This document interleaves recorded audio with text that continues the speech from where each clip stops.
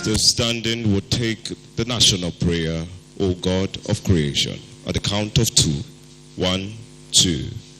O God of creation, direct our noble cause, guide our leaders right, help our youths the truth to know, in love and honesty to grow, and living just and true, great lofty heights attained, to build a nation where peace and justice reign.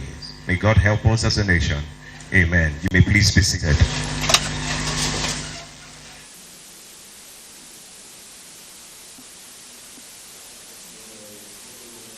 Information and national orientation. Chairman, Media and Publicity Subcommittee of the Interministerial Committee on the first year in office of President Bola Ahmed Tinubu, GCFR, Mohammed Idris, Fellow of the Nigerian Institute of Public Relations, the Honorable Minister of Budget and Economic Planning, and the Chairman, Ministerial Sectoral Update Subcommittee of the Inter-Ministerial Committee on the first year in office of President Bola Ahmed Tinubu, GCFR, Senator Abubakar Atiku Bagudu, the Honorable Minister of Agriculture and Food Security, Distinguished Senator Abubakar Kyari, CON, the Honorable Minister of State for the Ministry of Agriculture and Food Security, Senator Dr. Aliyu Sabi Abdullahi, CON, the Special Advisor to the President on Information and Strategy, Mr. Bayo Onanuga, the Head of the IMC Secretariat, Dr. Nnamdi Maurice Mberi, OON, the Secretary of the IMC Secretariat, Mr. Simon Chungu, Permanent Secretaries, Directors here present, Director Generals, Chief Executives, and Executive Secretaries of the various parastatals gathered here today, Editors, Bureau Chiefs, members of the 4th Estates of the Realm, distinguished ladies and gentlemen. It is my singular honor to welcome you to the 3rd day of the Ministerial Sectorial Update. So far in the Ministerial Sectorial Update, we've had a total of 11 ministries who have made their presentations. And today we continue with the Ministry of Agriculture and Food Security. Very distinguished ladies and gentlemen, at this time, permit me to invite to the microphone for the welcome address and opening remark, the Honorable Minister of Information and National Orientation, Mohammed Idris, Fellow of the Nigerian Institute of Public Relations. Please, a round of applause for him.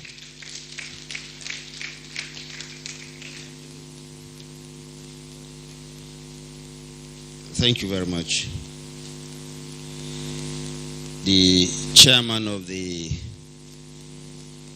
Ministerial Sectoral grouping for the first year anniversary of the President Bola Tinubu administration, Your Excellency, Distinguished Senator Atiku Bagudu, the Honorable Minister of Agriculture and Food Security, also Senator Abubakar Kyari, CON, the Minister of State, my brother, Minister of State, Minister of Agriculture and Food Security, Senator Sabi Aliyu Abdullahi, the Special Advisor to the President on Information and Strategy, Mr. Bayo Onanuga. You are not yet a senator, Mr. Bayo. I am not also. The Directors General and heads of agencies under the Federal Ministry of Information and National Orientation and Ministry of Agriculture and Food Security. Distinguished members of the media, I want to especially thank you again for keeping a date with us. We know that you are doing this in the service of our fatherland, and we urge you to please continue to do that. On our part, we will continue to ensure that the platform is created for Nigerians to interact with their leaders. Let me welcome you to the latest of this series of sectoral press briefings to mark the first year anniversary of President Bola Ahmed Tinubu's administration. This ministerial briefing, like you know, kickstarted last week with its inauguration by the Secretary to the Government of the Federation, His Excellency General George Akume.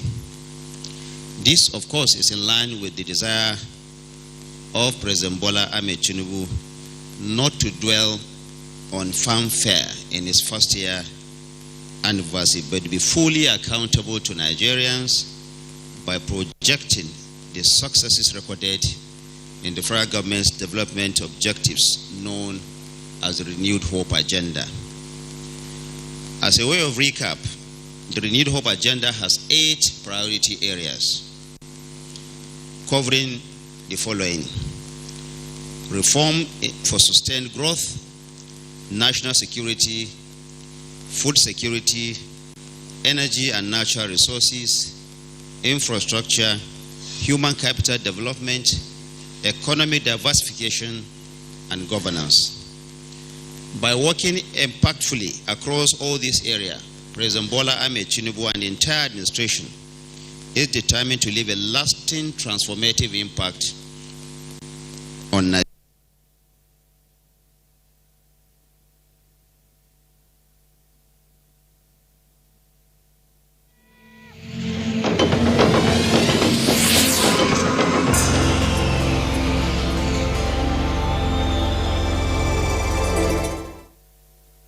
Couple of minutes. They will speak to us about what they do in their various ministry, and of course, you, the media, will have the opportunity to ask them questions and make comments where necessary. Distinguished guests and media colleagues, we are resolute in making sure that in communicating government policies and activities, our watchword is to restore trust in public communication. Even as we amplify government programs and policies, it is our continuous desire to ensure that we uphold the truth at all times. We are also creating an enabling environment for all players and stakeholders in the media and information ecosystem to thrive. One highlight of this is the desire and the directive of Mr. President to the Federal Ministry of Industry, Trade and Investment through the Bank of Industry to extend single-digit interest rate financing to all media organizations in the country. This, the President believes, will help to cushion some of the challenging effects of the high cost of operating the media in this country. It is now incumbent on all media practitioners to develop bankable proposals to access this financing and to take advantage by all the support being granted by the federal government. Distinguished ladies and gentlemen, we have made efforts to ensure that this briefing series receives the widest possible coverage through both the traditional and digital platforms. I would like to urge you, distinguished members of the press, to please, as I always say, report objectively and responsibly, not just through the headlines, but also through the narratives that we're reporting to the world from this press briefing. Our objective here is to inform and educate Nigerians and the world at large, and to ensure that everyone is carried along through the provision of detailed, relevant, credible, and timely information. I urge you, my colleagues, to put the sense of this nation in the front burner. We must ensure that there's a great deal of patriotism in the way we report at all times. I thank you for joining us here today and for being consistent in supporting us to make this ministerial press briefing series a resounding success. May God bless the Federal Republic of Nigeria. Thank you very much.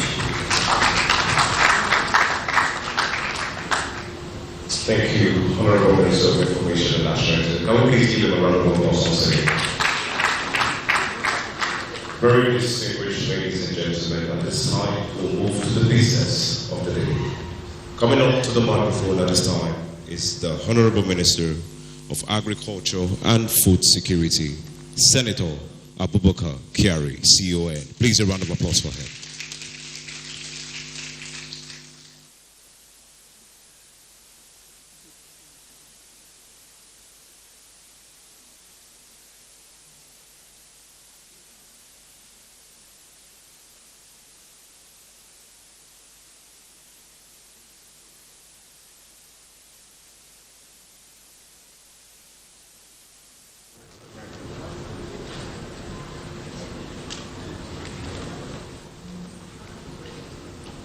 The Honorable Minister for Information and National Orientation,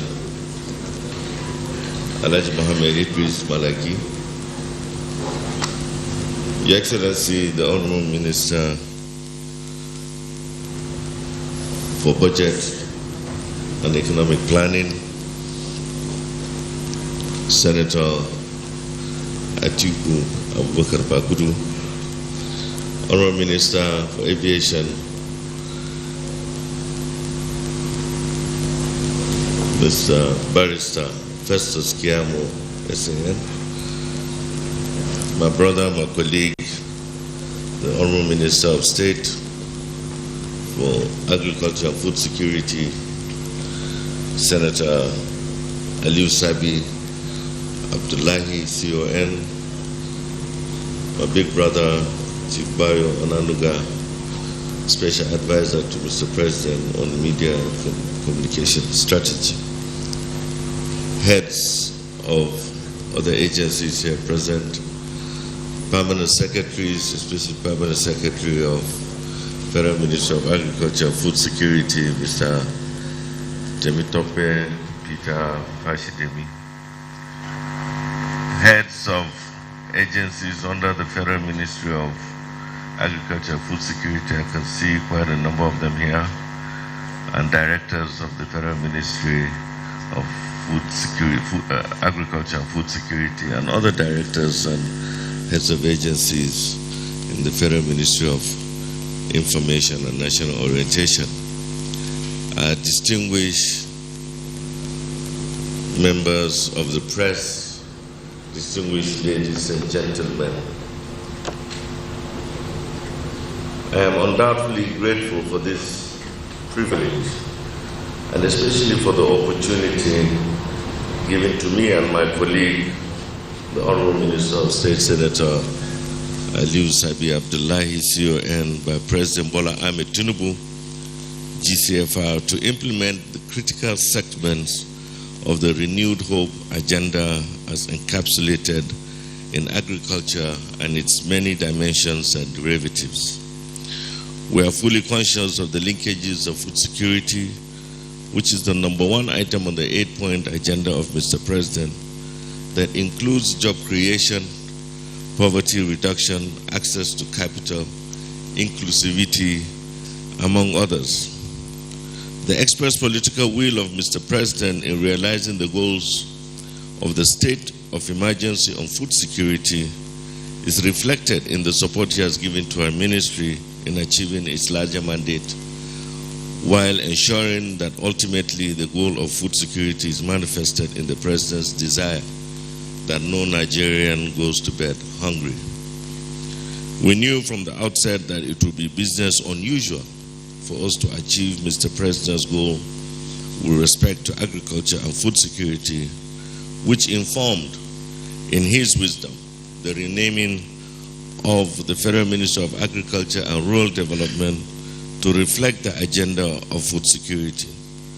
This is because over time, several otherwise laudable projects and declared intentions in agriculture did not achieve the desired goals due to wrong agenda setting as well as structural deficiencies.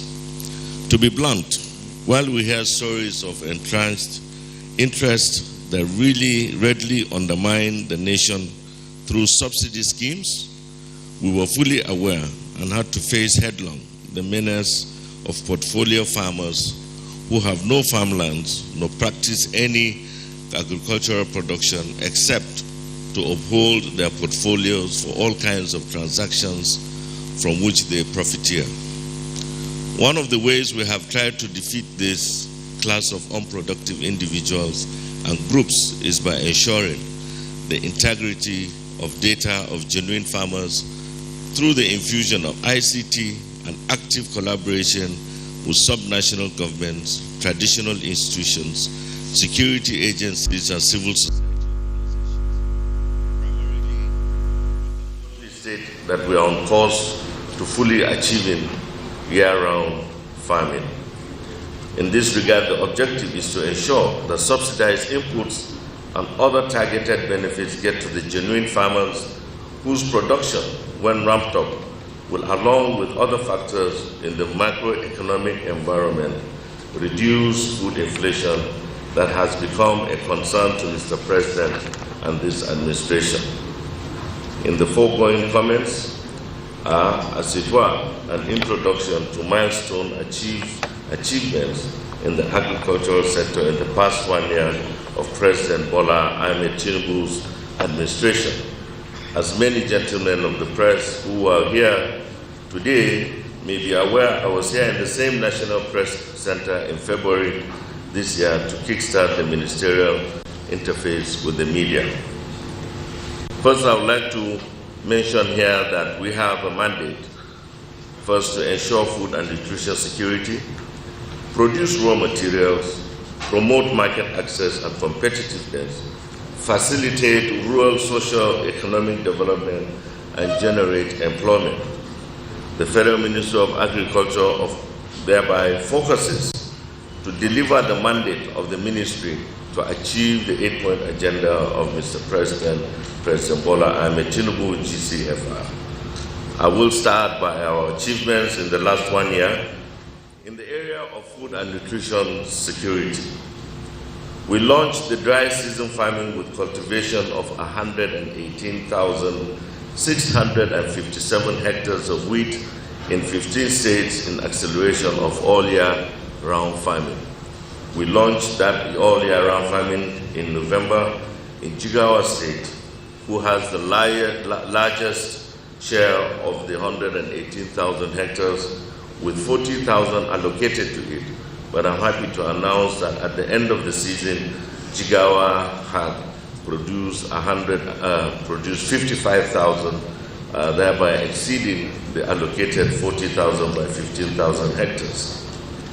We also supported 107,429 wheat farmers with inputs, resulting in output of 474,628 metric tons of wheat.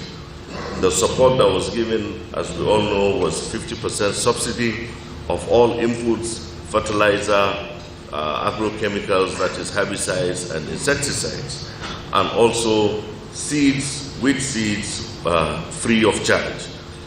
We also imported 6,750 tons of wheat from Mexico, and also covered about 5,500 of seeds procured and sourced locally. The harvest that we have realized would have an estimated value of about 309 billion naira injected into the economy.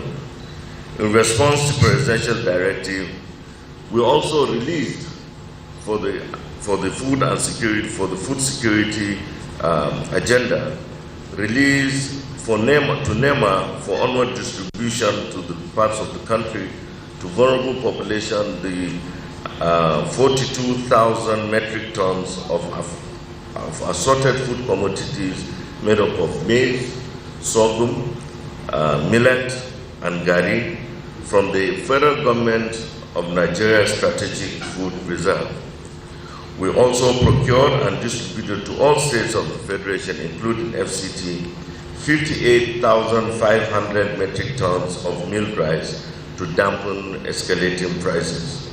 These 58,500 was a deliberate tactic that we did not go to the market to buy so as not to stimulate the upward price. So what we did was we had the Rice Processors Association of Nigeria, and they had 23 different millers that from their own stock, without having to go into the market to buy paddy, from their own stock in their reserve to mill the 58,500 metric tons of milled rice. That translated to 1,950 trailers of rice. In addition to our strategy, we also fortified crops with vitamin A, micronutrient to enrich nutrition content and health value of food commodities. Nutrition is an issue now, as I'm sure my colleagues from the Federal Ministry of Health would have mentioned.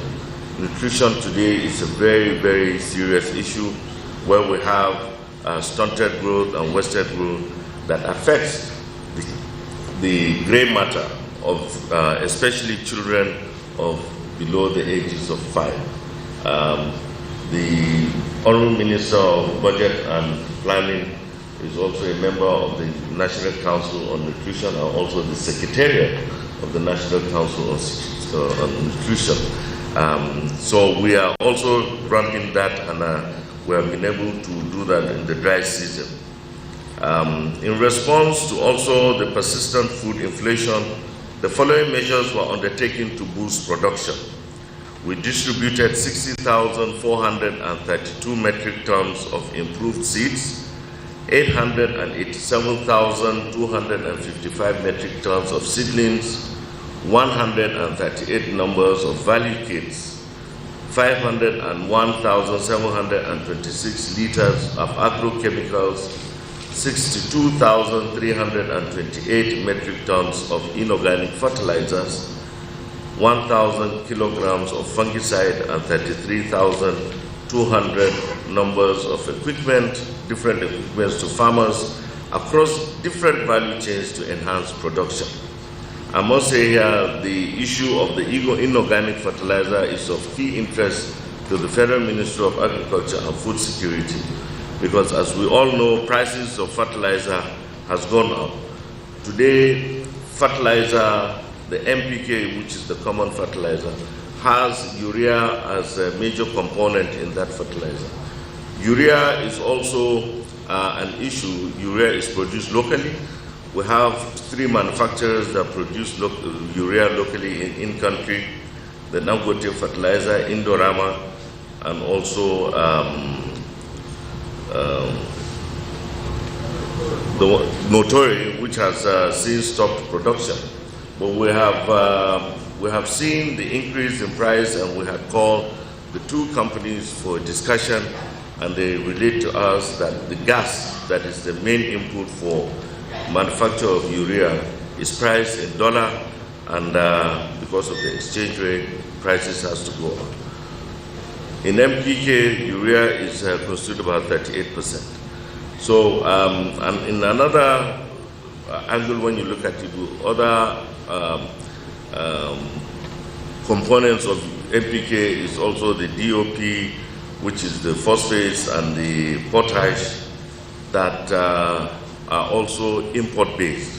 So when you look at it, the issue of fertilizer, the inorganic fertilizer prices have tremendously gone up, and we're in a situation where we want to, we have gone into how we can encourage the manufacture of organic fertilizer, which is a lot cheaper than inorganic. In addition, we also received 2,150,000 bags of fertilizer from the Central Bank of Nigeria for distribution to farmers free of charge. We have already effected the distribution. We have given states the mandate we have allocated based on their comparative advantage that they have in terms of fertilization, and they're in the process of taking the delivery of the fertilizer. In addition, we have also improved farmland security with the provision of additional resources of agro rangers and other security agencies. Just a couple of weeks ago, we had an interaction with the Chief of Defense Staff, who had assured us that this wet season, farmers will have access to their land in a lot of those areas that were hitherto couldn't have access to those land. Then in addition, the other areas that we have intervened is in the livestock production and animal health. Procurement or distribution of 14 million doses of anthrax spore, foot and mouth diseases vaccine for risk-based vaccination exercises in 22 high-risk states located in the north central, northwest, northeast, southwest, and south-south zones of the country.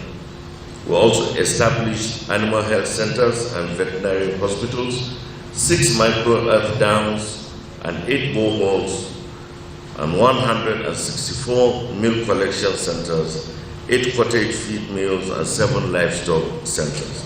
In addition, Mr. President, His Excellency President Bola Ahmed Tinubu is in the process of inaugurating the committee to implement the Renewed Hope Livestock Program, which will actually mitigate the herders-farmers clash and also encourage and incentivize ranching. We have also have capacity building of livestock farmers on biosecurity and antimicrobial resistance to safeguard animal production. In addition to that, facilitation of fodder and pasture program is in high gear with distribution of 130 residue crushers and development of 1,848 hectares of pasture and pasture development across states for livestock consumption. We have also the facilitation of 114 million vaccinations for animals and artificial insemination for 2,095 animals across the country. In our pilot phase, we handed over to 15 state governments 760 tons of poultry feed and 70 tons of ruminant feed for distribution to smallholder farmers. And like I said, the implementation of the National Livestock Development Plan on the promotion of grazing reserve and ranching nationwide is ongoing. The other aspect that is very key and fundamental to agricultural production is the issue of control of pests and diseases. We are all aware recently, last year, we had the ginger blight that affected a lot of our ginger crops, especially in Kaduna State. And we have put in place an initiative of tackling the ginger blight attack by disbursing 1.6 billion naira to support affected ginger farmers in Kaduna and Plateau states. The National Agricultural Development Fund provided that support and also provided provided improved maize and sorghum seedlings as well as farm inputs to farmers in conjunction with the Kaduna State government. A total of 18,000 bags of fertilizer and 61,250 assorted pesticides, fungicides was also distributed. We have also kickstarted the development of the Ginger Master Plan to facilitate self-sufficiency and promote export for foreign exchange earnings, and also to forestall any occurrence of the blight that had occurred. The report will soon be made available from the committee that was set up to look into the ginger blight on the causes of what has happened. In the area of pest control, we have conducted a total of 1,030 flight hours in the frontline states of Adamawa, Bauchi, Gombe, Jigawa, Kano, Katsina, Kebbi, Sokoto, Taraba, Yobe, and Zamfara to mitigate transboundary pests, especially quilla birds. We had launched that in Kebbi a couple of months ago, and the reason why we did that at that time was that there was information reaching us that the birds were brooding at that time, and it was easier and better to capture them and also eradicate them at that time. And in addition, that was the time when some of our agricultural produce, especially that was cultivated during the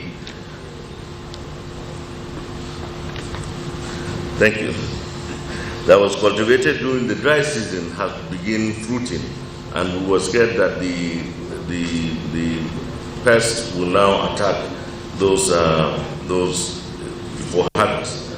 And at the same time, this is the first phase, and we're going to do the second phase as soon as around August, September, when the wet season farming is in place. In addition, what we have done also, Mr. President had given us the marching orders for strengthening of the mechanization program. We had, in November last year, signed an MOU with John Deere and Tata Africa to assembly in-country and supply 10,000 tractors with implements and accessories at 2,000 units per year, as well as 100 units of combined harvesters to support production. When we started that, we signed the MOU in November. In March,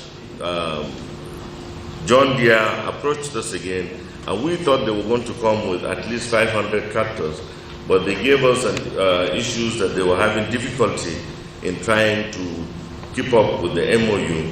And when we reported to Mr. President had given us the approval to direct purchase the 2,000 for this year from John Deere, and that is also handled through the National Agricultural Development Fund. And I'm sure they have information reaching us is that the first set of 500 are on shipment on the way to Nigeria. Then we have also the partnership with Brazilian government under the GIP, the Green Imperative Program, with the sum of 995 million euros to provide mechanization hubs across the country. This program will have the establishment of mechanization hubs in all the local governments, or 774 local governments across the country. That mechanization hub will be to provide mechanization services and also other extension services for farmers in our rural areas. Then in addition, there is the facilitation in the first instance of the supply of 2,000 Belarus tractors. Mr. President had given us approval to visit Belarus next week to facilitate and conclude that transaction. The next one is the Greener Hope Mechanization Services, which is also on course, and we're given presidential approval to go ahead and do that. That also seeks to set up 1,000 service centers across the country, not only on mechanization alone, but like I said, all the GIP and this one also intends to provide extension services and also provision of seeds and other inputs, and at the same time aggregation of cultivated items. Agricultural research is a very, very important activity in agriculture. We have, within the last 1 year, developed 23 improved crop varieties by the National Agricultural Research Institutes that we have, and certified and released by the National Varietal Release Committee. We have also improved our storage facilities. We have right now 33 storage facilities in the country, 17 of which had been concession, and 6 out of the 33 are also under different stages of completion, and which we intend to complete before the end of the year. Then we have also gone into fabrication of machinery, planters, plows, and harvesters. One, of course, which is of very interest and important to us, is the fabrication by NCAM, the National Center for Agricultural Mechanization in Ilorin, the fabrication of a yam mound plow, which is one of the areas that we believe that will enhance our already #1 position in yam production in the world. This is a plow that will create the mound for yam, and of course we all know that in yam production, making the mound is one of the most difficult aspects of the agriculture, the cultivation of yam. So we have that in hopefully, and we should be able to, and we have already also in the collaboration, we have started talks with other private investors that will be able to take up that patent and produce those yam mound plows.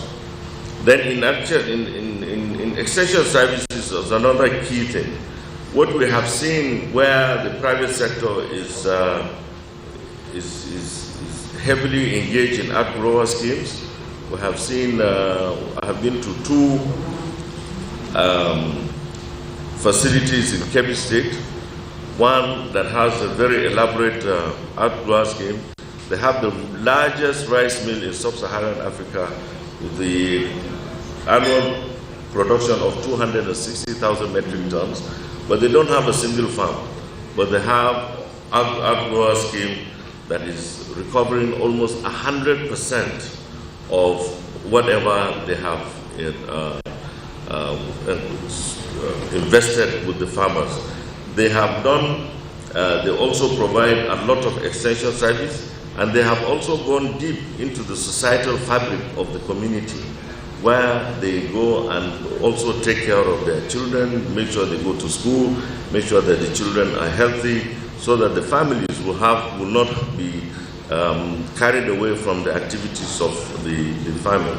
And we have also trained 3,350 extension agents across the country with the help we have in country. They have returned Dr. Marcos Quinones, who is an expert, especially in wheat and rice and maize also. He did the training in November for the wheat extension services, where we trained the trainers, and thereby they went back to their states and also trained other extension services.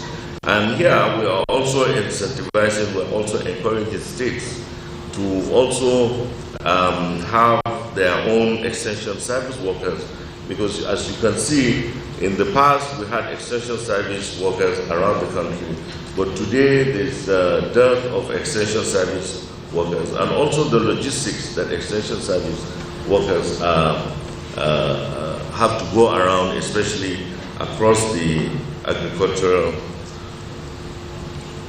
So I've been asked that I have only 1 minute.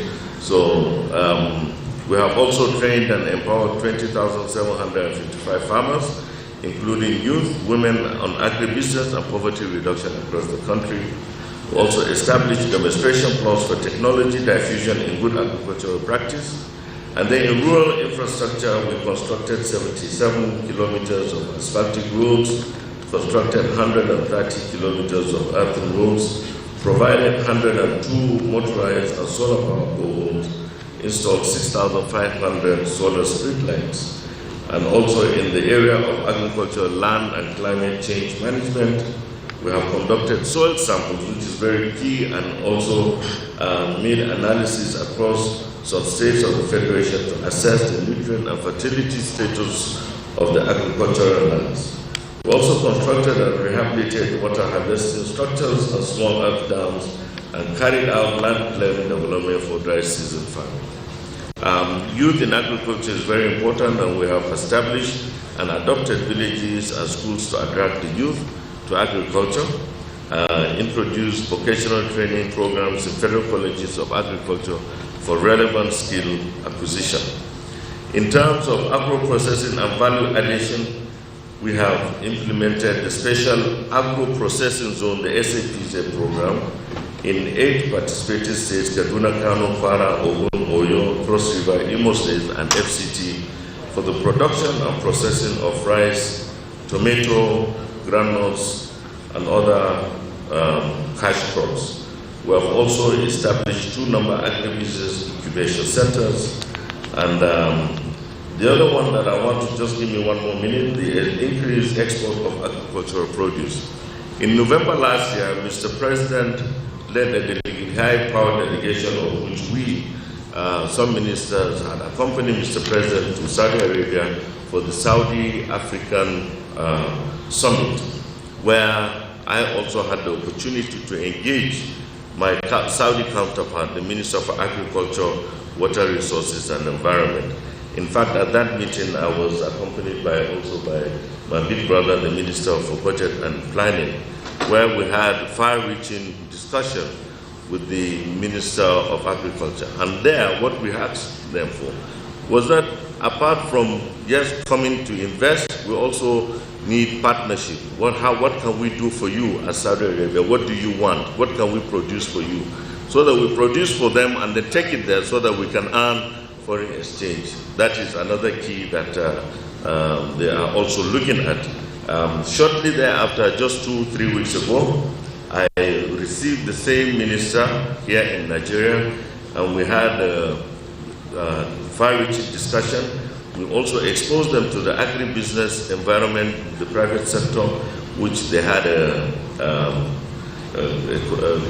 talk on that, and one had just reported to us that outcome of that meeting, 3 days after they had returned, they sent a proposal, an inquiry, where if there's a possibility where we can produce 200,000 tons of red meat and 1.1 million metric tons of soybean meal and 1 million metric tons of alfalfa. I must say here that Mr. President, being the chief marketer of Nigeria, the marketer-in-chief, had gone there and had declared to the Saudis that Nigeria is open for business, and I'm happy that is a result of that outcome of that meeting. With these few remarks, I would like to also thank you very much for listening, and we are available, myself and my colleague, if there are any other questions and comments that may arise from this presentation. Thank you very much.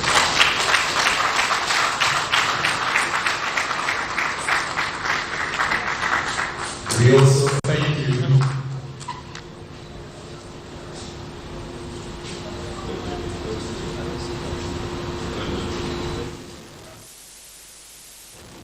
All right, thank you very much.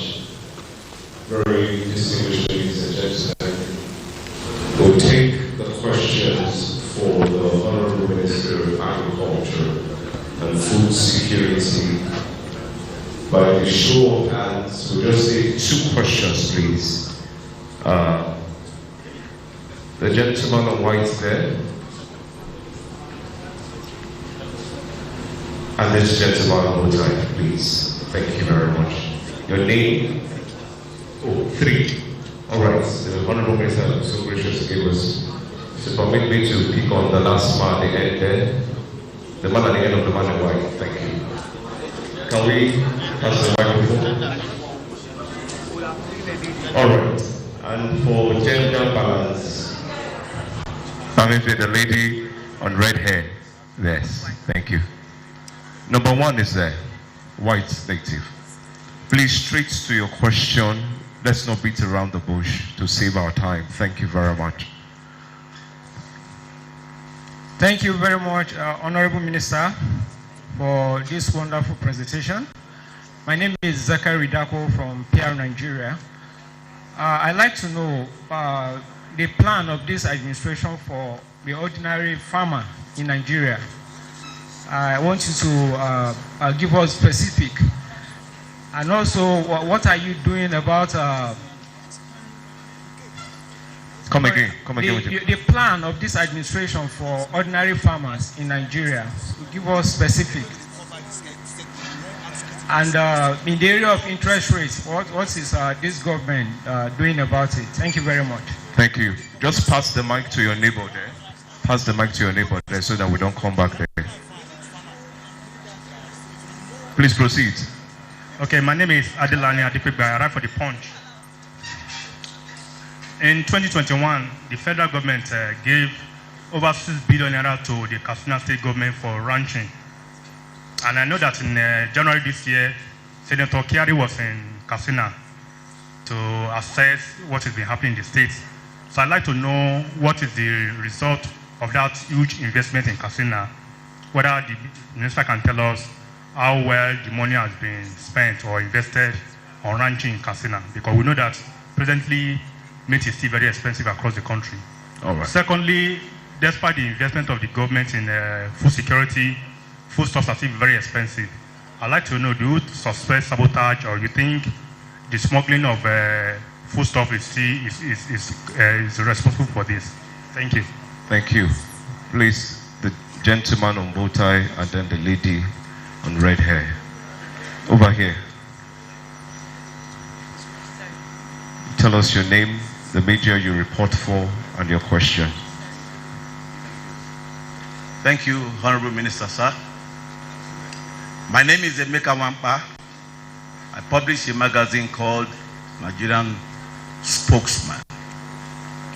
There is a saying where I come from that whoever promises to benefit your life, you look at how he looks. Honorable Minister, sir, looking at you this morning, relaxed, good voice, well fed.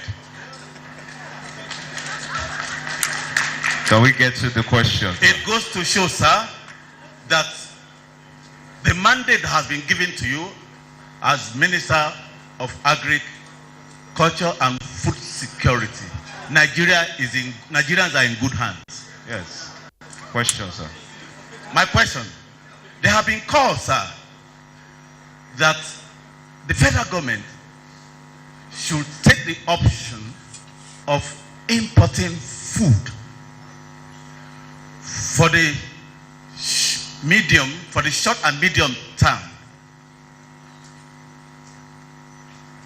But I also know that this government inherited a policy of no food import, that we should eat what we grow.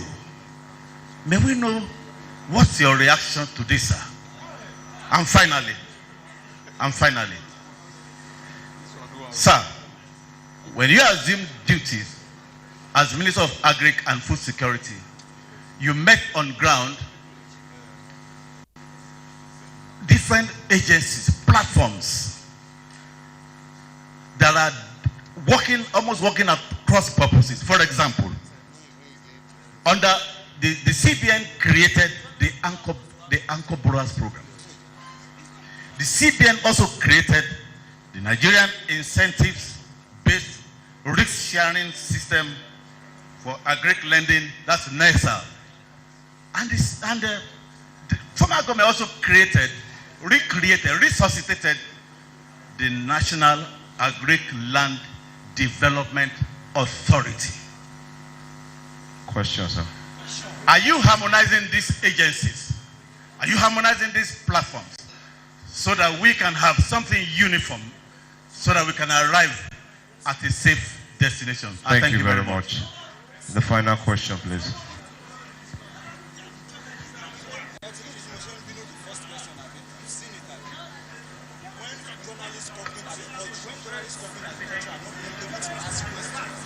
Yes, your question, ma'am. Good morning, my Honorable Minister of Food and Security Ministry. My question is, you have said so much. My name is Ujunwa Okonkwo, Voice of Nigeria. So much about gathering the debtors of farmers all over Nigeria and all the tractors that the MOU has been signed. Please, I want to know, the people from the southeast, I don't think they do this all year round farming. What are you doing to help them, both southeast, southwest, south, to help them, all farmers over there, to do the farming all year round so that the food security will be enough in Nigeria? Thank you. Thank you very much. Honorable Minister, sir. You may wish to respond to these questions.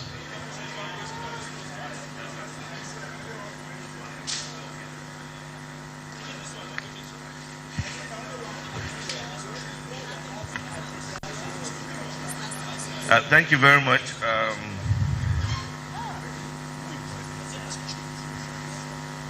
I will answer some of the questions, and I will also yield the floor to my brother and colleague to answer some of them. For the first one, what are the plans for the ordinary farmer?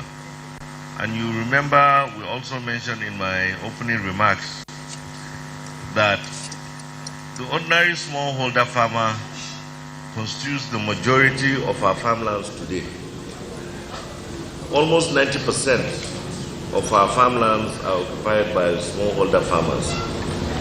Let me ask the question here also.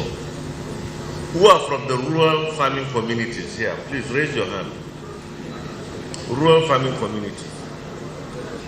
Tell me, has your village changed in the last 30 or 40 years?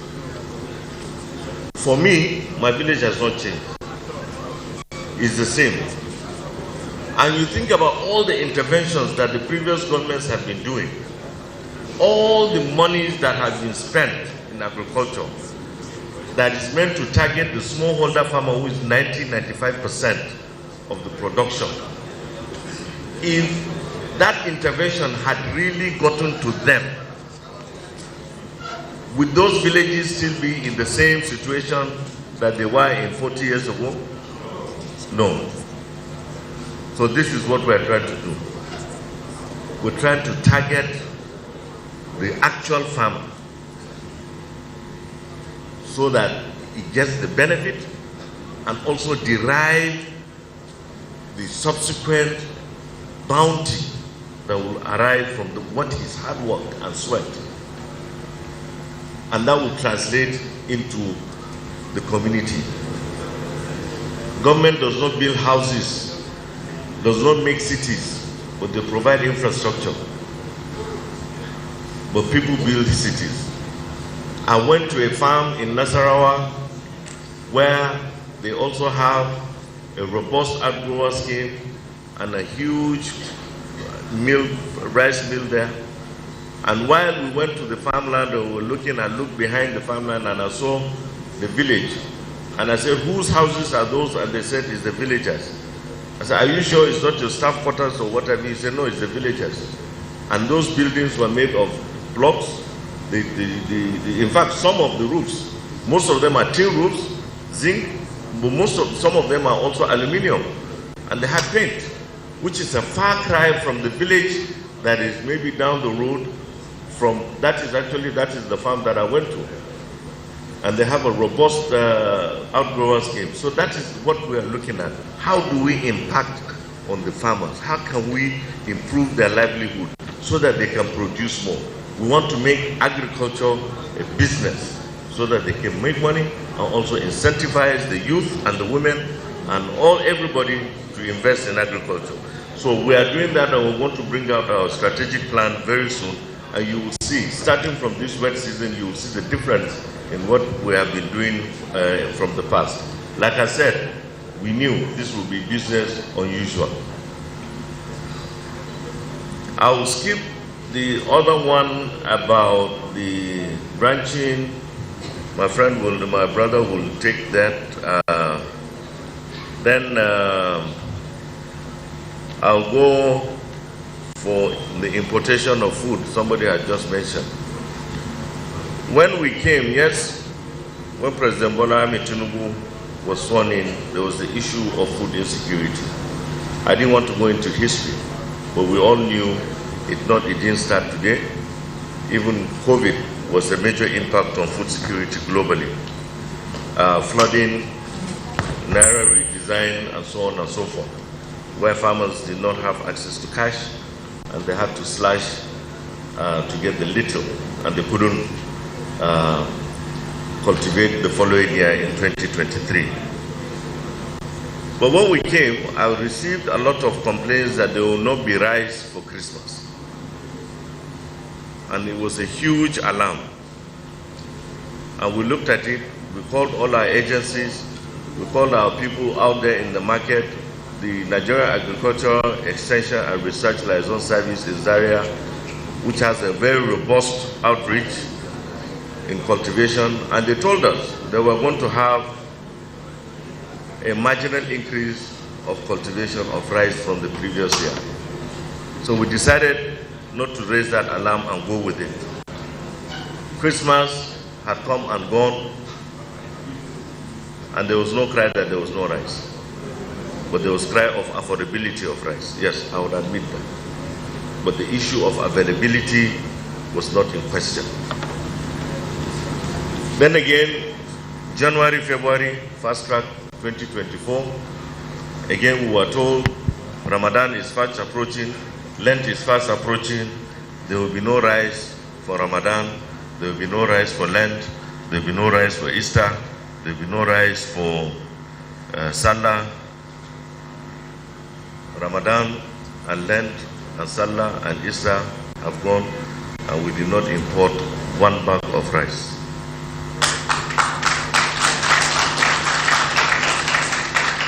There is availability.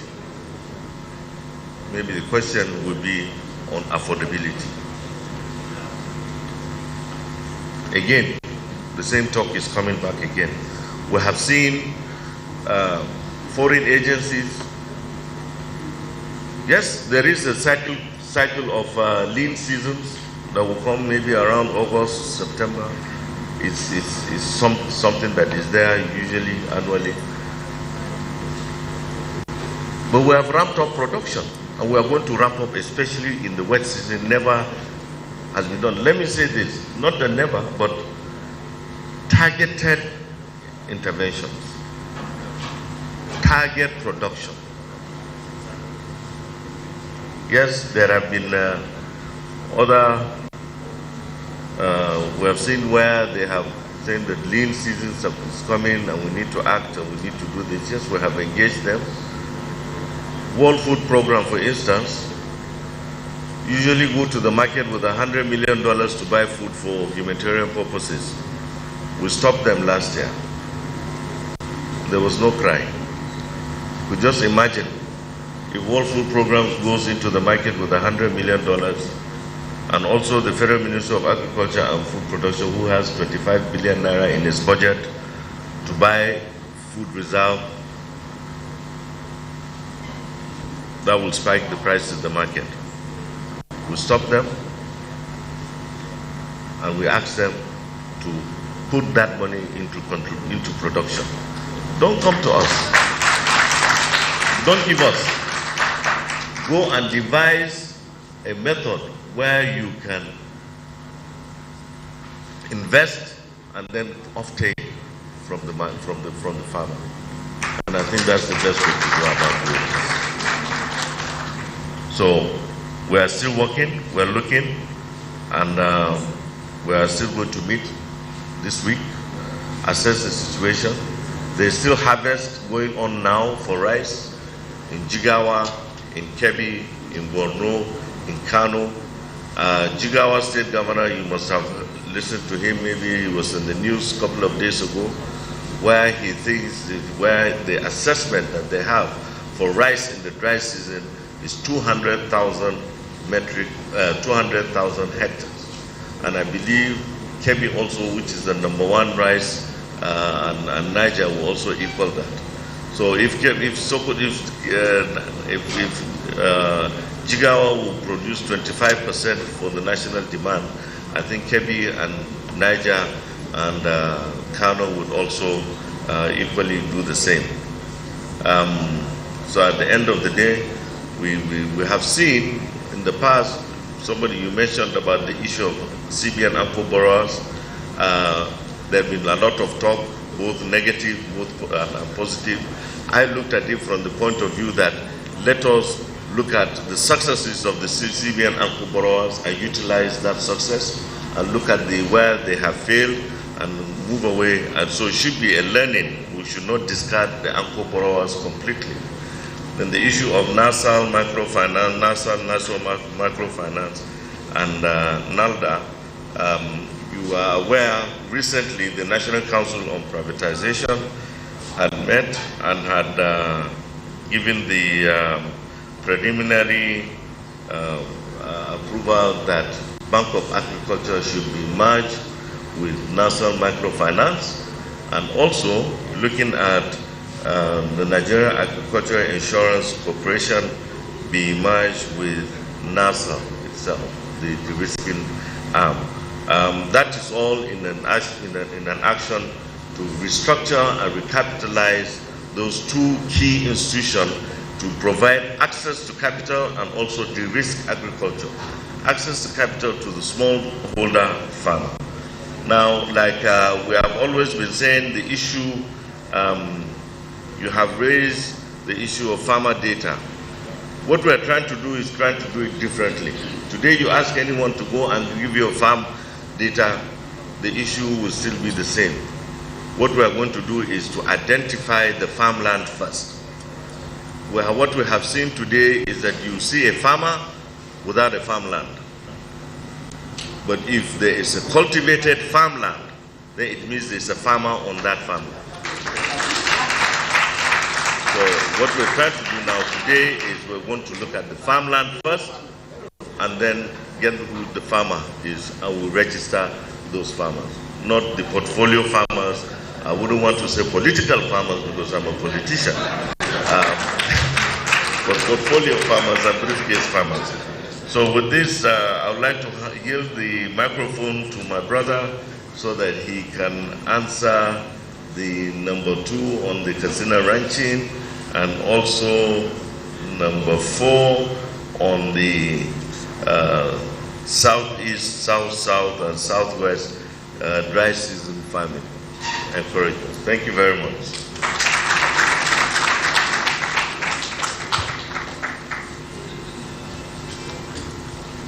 Thank you very much.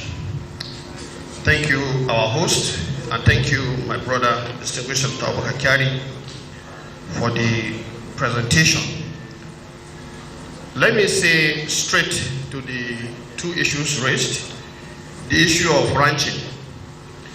Like you all know, before we came on board, the issue of ranching, ruga, that is rural area, that is rural grazing area, were issues that somehow were controversial in some parts of the country. So in the case you are asking, the Katsina State government is currently working, because when you say grazing land or ranching, you are talking about lands that have to be accessible and to also reserve it specifically for that purpose. So they are doing that due diligence. The government had existing grazing reserves, but over the years some of these grazing reserves have been encroached on, and when the government is able to finally satisfy that, we already have programs that have been designed to ensure that the feed and fodder that will be available in those places are guaranteed. Because when you have a ranch, it means you must be able to provide fodder and also feed, where either you are doing combined grazing and then they come back to their feed lot or they are banned to feed. So this is work in progress. But let me say basically that as a ministry, we realize the importance of livestock to animal protein. So we've just recently concluded with the African Union, and Nigeria is the 4th country in Africa to do that now. We've established what we call multi-stakeholder platform for feed and fodder development, so that we'll be able to develop our own Nigerian feed and fodder industry. And it is expected that this will generate a lot of employment to young Nigerians who will be able to go and plant fodder, process it, and sell it in the livestock market. That has been done, and we are working very hard on this. Now, to the aspect of helping the southeast to also participate in all year round farming. In fact, it's the entire country we are looking at. And here we are looking at all the 6 agroecologies. What we are planning to do in this year's budget, for example, is to introduce hydroponic farming, greenhouse farming, because in the south and southeast, for example, sometimes when the rains are too much, some of the commodities are not able to do well. So we are doing this particular program targeting youths and women in particular, and that will be unveiled in the course of this year, inshallah. Now, the other aspect I would like to say here is that we also realize when it comes to these agroecologies, there are episodes of maybe post-harvest waste, post-harvest losses. So in this particular instance also, we are working very hard to see how we can bring in technologies. In some of them, for example, in the livestock sector, cold chain, to ensure that when you have products, farmers are able to at least keep them cold, process them, and take them to market to reduce the wastages. So I want to assure you that the programs we are having is for the entire country. One part of the country may have advantage for certain commodities, and some other parts have advantage for other commodities. Now, in these two areas also, tree crop is a major part of what they do. So the cocoa development committee is in the process of being revalidated, and you know the bulk of the southeast, many of the states are cocoa producing. Now we are working very hard on that because the price of cocoa today in the international market is attractive, and Nigeria should not lose out on that. So expect very rapid work on this aspect. The other aspect is oil palm. And I think we realize that for you to support the young Nigerians who wants to go into these sectors, you need to help them with processing equipment. And we are doing that as part of the mechanization scheme. The ones we reeled out, part of them are tractors, part of them are harvesters, planters, and seeders. And all of these are designed to reduce the drudgery. You know, Nigerian youths feel anything hoe and cutlass, they are not ready to go into it. So we are going to change that narrative to make sure that the Nigerian youths find agriculture as attractive.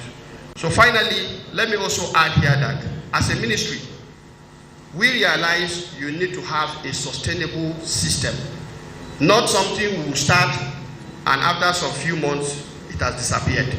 What we are doing is to put in place a foundation in line with the vision of the President Bola Ahmed Tinubu, to put Nigeria on the path of sustained and sustainable growth and prosperity.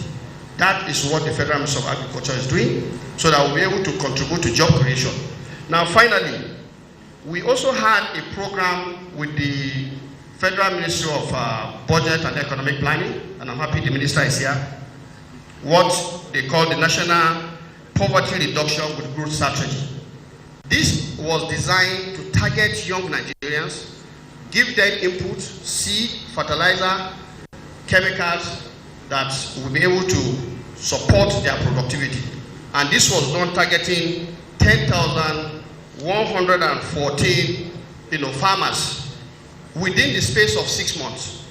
And I think this program is currently being reviewed, and we intend before the end of the year to outscale and upscale this. And I want to use this opportunity to thank the Honorable Minister of Budget and Economic Planning, because that project which we implemented was really a very practical and direct targeted program supporting the Nigerian youth. Thank you very much. Thank you very much, the Honorable Minister of Agriculture, and also that's Senator Abubakar Kyari, CON, for giving us more exposition as regards to what you're doing in your ministry. May I at this moment quickly acknowledge the presence of the head of the Interministerial Committee Secretariat and the Permanent Secretary, General Services Office of the Office of the Secretary to the Government of the Federation, Dr. Nnamdi Morris Mberi, OON. Thank you very much for coming. Very distinguished guests, ladies and gentlemen, We all agree that the aviation industry plays a significant role in the nation's development. And today we have in our midst a spearhead of the ministry who will come to let us know what they've done, what's been done, and what will be done in the ministry. Please, ladies and gentlemen, kindly help me to receive and welcome the Honorable Minister of Aviation Aerospace, Festus Keyamo, SAN, CON, FCR, UK. Please can we put our hands together for him as he comes over. Thank you very much. My brother, the Minister of Information and National Orientation, the Honorable Minister of Budget and Economic Planning, the Honorable Minister of Agriculture, the Honorable Minister of State Agriculture, the Special Advisor to the President on Information and Strategy, Permanent Secretaries here present, especially my own Permanent Secretary of Aviation, Mr. Mary Bole, Directors General, Chief Executives of Information, Agriculture and Aviation, Directors of other ministries here present, ladies and gentlemen. I want to thank my brother, the Minister of Information, for this great opportunity he has afforded us to come and speak to Nigerians as to how far we have gone in our various ministries. It's just significant to note that whilst we celebrate the 1 year anniversary of the Tinubu administration, this scorecard is a scorecard of 9 months of the ministers, because the ministers have been in office for 9 months. So we are giving a 9-month scorecard amongst the ministers. And for me, achievements of ministers within a 9-month context, within the context of a 9 months, would mean to me that you can point to some tangible achievements within that 9 months that you can hold on to, that you have achieved within the 9 months. It doesn't mean, oh, you have turned around the whole sector, you have solved all the problems you met in the sector. No, but within 9 months, you can point clearly to certain things you have achieved, especially for the infrastructure ministries. You cannot grow infrastructure within 9 months. It's not possible. But you must show a clear direction as to where you are going. So it's in that context I say a 9-month achievement is to point clearly to some tangible things you can hold on to that you have achieved. And of course, achievements within a 9-month context would, for me, be divided into three. One, you can certainly point to certain projects you met uncompleted and then you complete. I've heard people say, oh, why are you mentioning projects of other people? It's an achievement to complete a project. If it's not an achievement, then why criticize people for abandoning projects? Why criticize office holders for not completing projects? So I want to make it clear for those who criticize unnecessarily that you are pointing to other people's projects you met on the ground. It is an achievement to complete a project in itself. 2, you can point on to some very low-hanging fruits of certain policies you have implemented on your own within the 9 months and have yielded results. That is in that context too. And of course, you can also show a clear path of progress and clear direction that you are taking the ministry to. If you show a clear direction, clear progress, then of course you can be said to be achieving something. Now, I will not dwell too much on the theories. I don't like theories. I know these academic foundations as to the mandate of the ministry and all that. Those things are taken for granted. We know it's the aviation sector. However, let's just zero down on our own tenure. Overall, we know the 8 priority areas of the Tinubu administration as a whole. Now, out of these 8 priority areas, what we did in the aviation sector when we came on board 9 months ago was to set 5 focus areas that were extracted from these general 8 priority areas. We identified 5 focus areas that we're going to concentrate on in the aviation sector. Let me just quickly mention those 5 focus areas and then dovetail quickly into our achievements as they relate to these 5 focus areas. 1, because safety is key, we said we would ensure strict compliance with safety regulations and continuous upward movement of Nigeria's rating by the International Civil Aviation Organization. They conduct periodic audits of various countries and the aviation sector, and they score you marks. So my priority, we said, we would comply strictly, ensure the compliance by the relevant agencies of these safety regulations. 2, we said we are going to ensure the growth and sustenance of our local businesses, airline businesses, which has never been a focal area before. But we thought it was nice to set that as a focal area to support the growth and sustenance of our local airline businesses whilst holding them to the highest international standards in the aviation sector. We are going to elaborate on that later and a few things we have done in that respect. 3, we said we are going to improve infrastructure in the aviation industry. The big infrastructure, modern infrastructure, and of course maintaining the existing infrastructure. And of course we said 4, we are going to concentrate on development of human capacity within the industry. The aviation industry is one of the industries sector that attracts the highest number of training because it's very contemporary and because of safety. Various technical people within the industry, they have to update their knowledge almost periodically in order to meet up with global standards. And of course, we said we are going to the 5th one, we are going to optimize revenue generation, not impose new taxes. So we not say we are just going to optimize it. Leakages, areas where we thought there were leakages, were not doing well, we're going to plug those areas to optimize revenue within the sector. Now, how have we fared in terms of these areas and our achievements? Let me even start from the very latest, so we'll not go back very well. I just came back from Saudi Arabia, and I have good news for you from Saudi Arabia.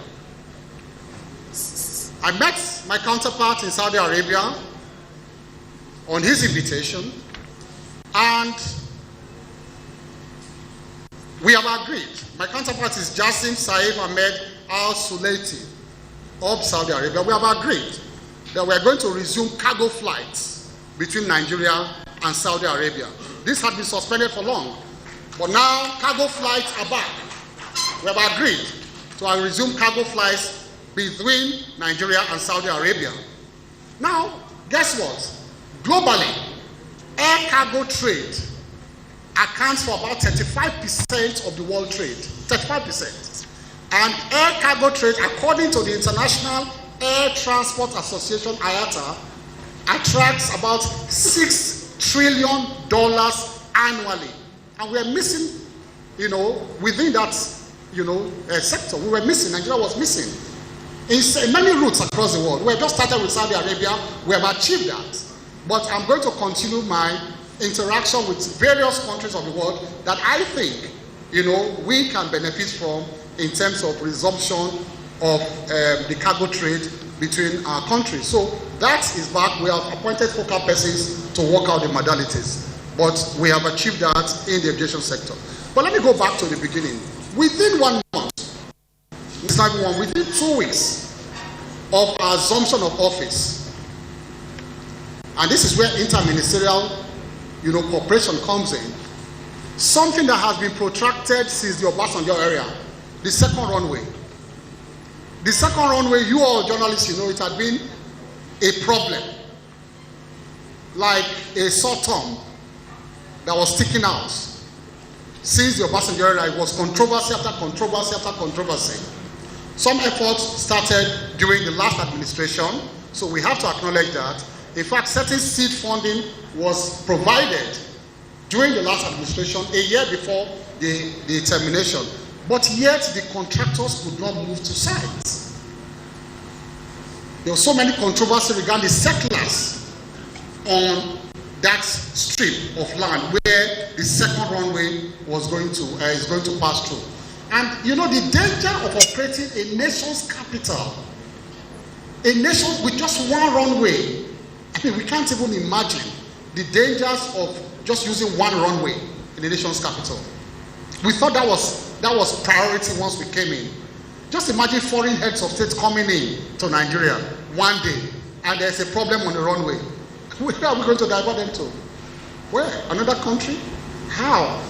Are we going to cancel the conference if they are coming for a conference or a state visit? I mean, so it's inconceivable that a nation's capital will be operating on one runway, and we have been doing it for many years.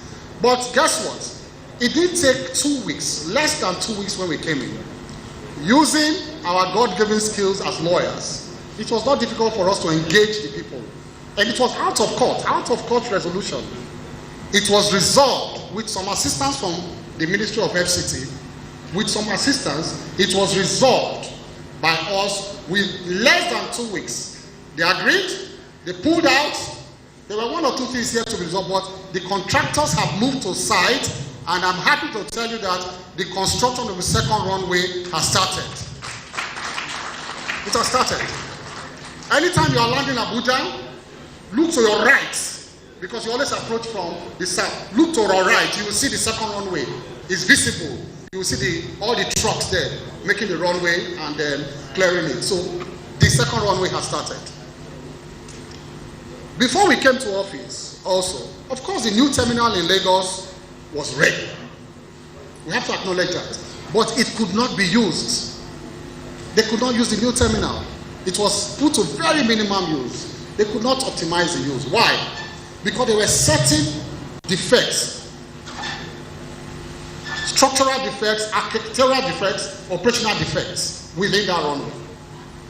Within 1 month, within that, not runway, I'm sorry, within the building. Within 1 month, we found a solution to those problems. And we ordered all the international airlines to move to that new terminal in Lagos. And before I came, they said it was impossible. That was the word they used. Ask them, the fund people are here. They told me as minister that it was impossible, possible. So I blocked my ear to civil servants telling me it's impossible. Civil servants, permanent secretary. I told my colleague, don't let civil servants tell you that it's impossible. No. Don't mind them all. Follow your political objectives, your clear objectives. And I blocked my ears. I said, let the place collapse first. Enter there. Let me see the problem. Enter first. And that is what they are using today. Impossible has become possible. That's what they are using today. First of all, they said the big aircrafts could not come in and anchor. So that's one reason why international flights cannot arrive there. I said, so then why build it? Who approved this design?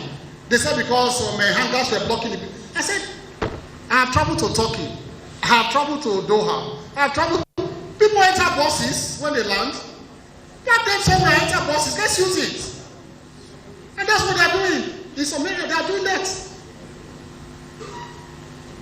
So, we have made it fully functional, the new airport in Lagos. We also got some cooperation. This is also another interministerial cooperation from immigration, which is the Ministry of Interior. And through a PPP, we had to remodel under our watch, go and look at the arrival of the Wing E of the international airport in Lagos. Wing E.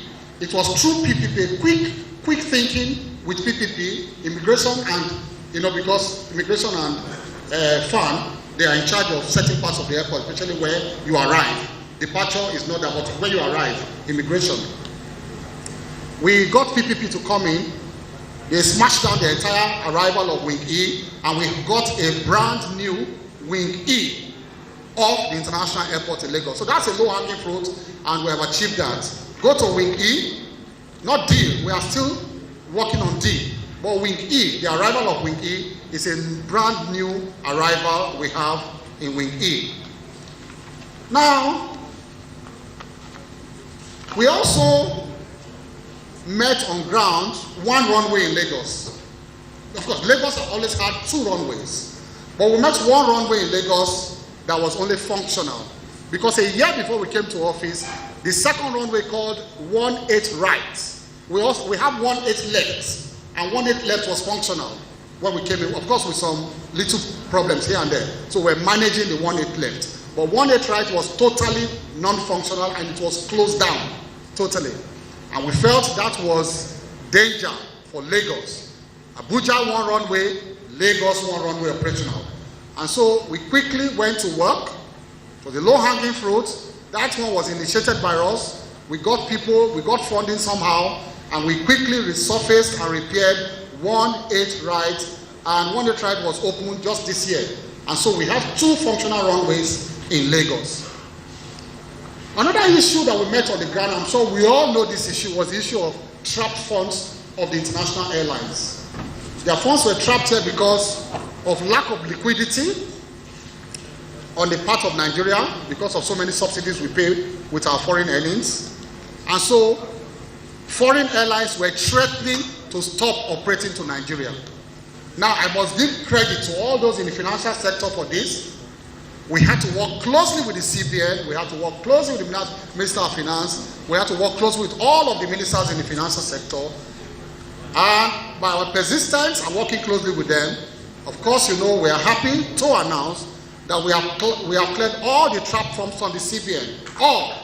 We have cleared all the trapped funds of the foreign airlines. And of course, then we identified the issue of assisting our local airlines.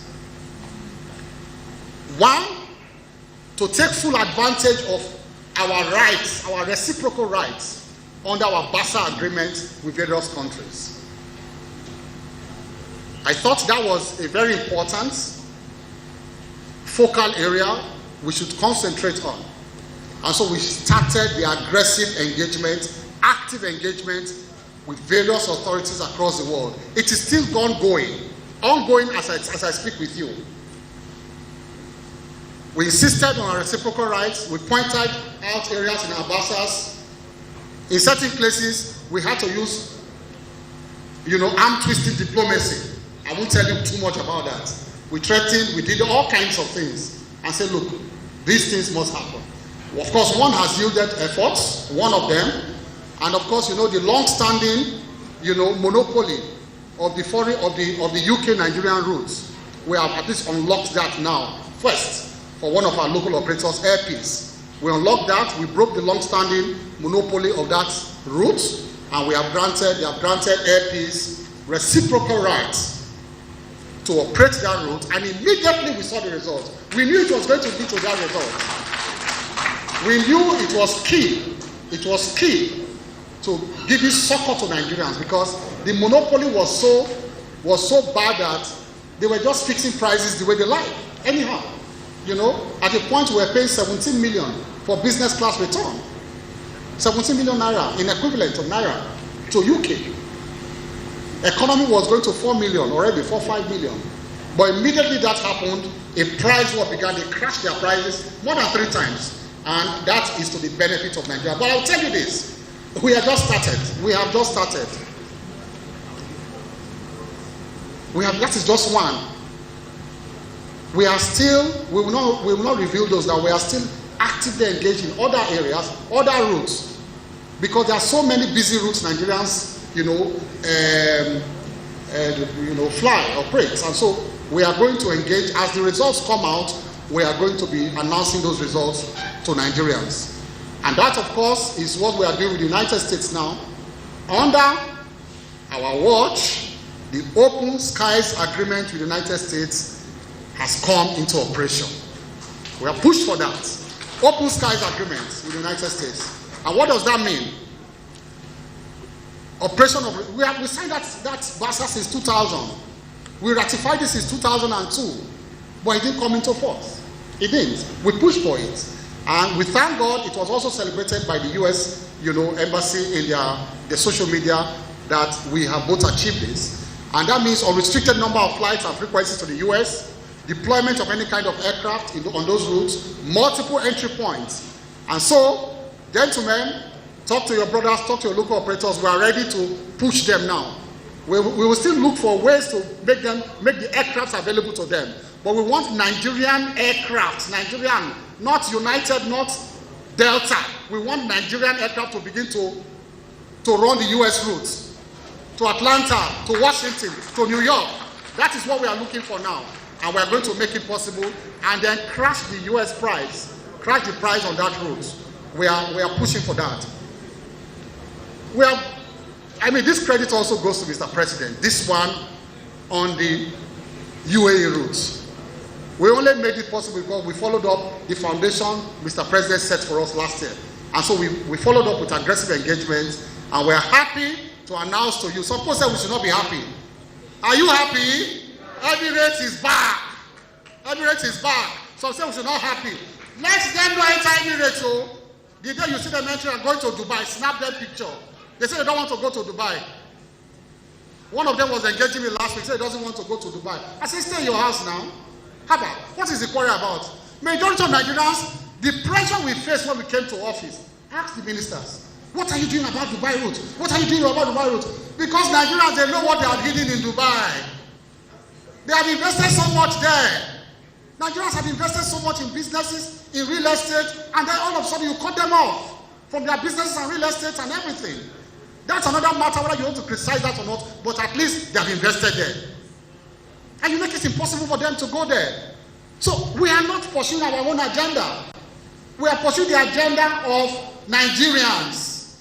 Nigerians, what will make them happy? So Mr. President led that charge himself. Went there on diplomatic shuttle. Got all of these foundation, for us ministers to follow up. And we are happy that for us in our sector, we have been able to crack that impasse. We are back to Dubai. The issue of the visa restriction is just a matter of days or weeks. That will be announced also. Emirates have been announced. Now, we have also done, a lot of the Hajj terminals, and that's for our very good Muslim brothers and sisters. When we came, we met so many of the Hajj terminals nationwide that have been neglected. And so we went on aggressive, repair of the Hajj terminals. If you go around now, you see how well our pilgrims are treated who are now going to the Holy Land. Hajj started 2 weeks ago.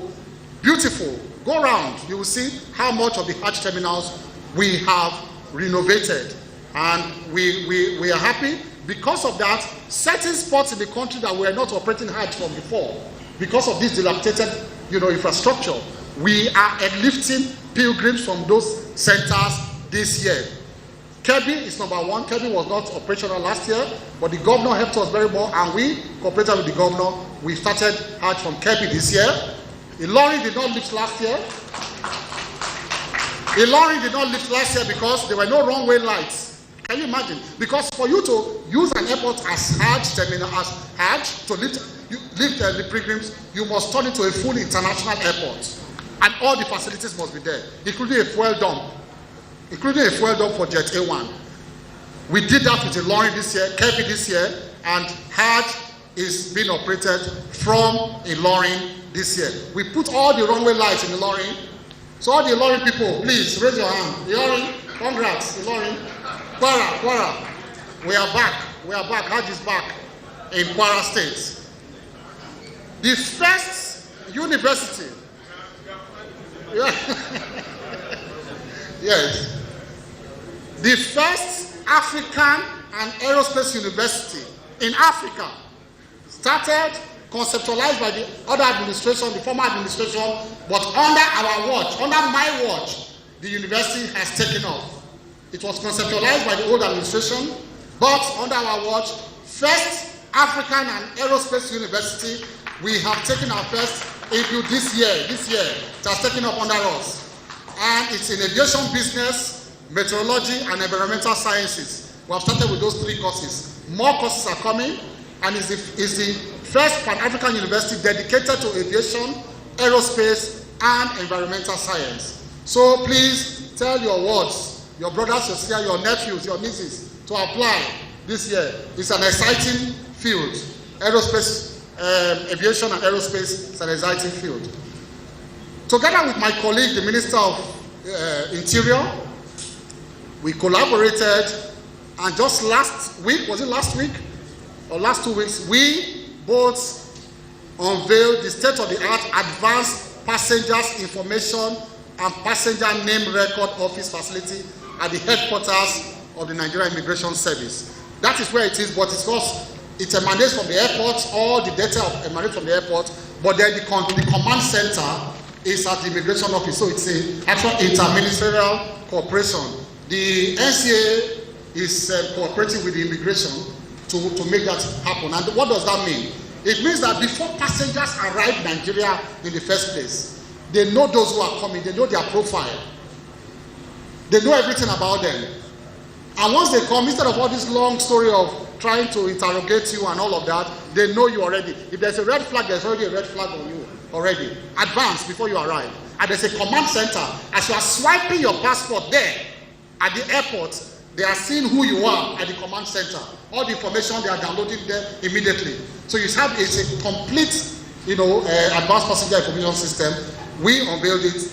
They say I have 1 minute, and we still have so many achievements. But let me stop, because you said yes, we have achieved too much. Thank you. God bless you.